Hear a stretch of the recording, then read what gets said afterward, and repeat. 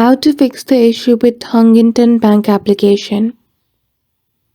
In this video, I will show you how can you easily fix the issue with Huntington Bank application. So without any delay, let's get into it. For that, firstly, you need to head towards Google Play Store or simply Apple Store if you're an iOS device.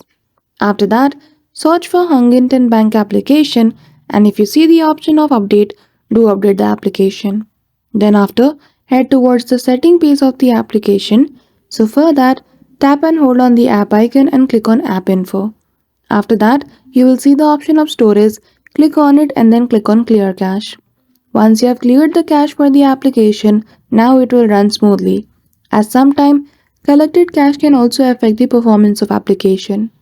Now, after all this step, if your problem is still not solved, you are suggested to uninstall the application and reinstall it. So that's it.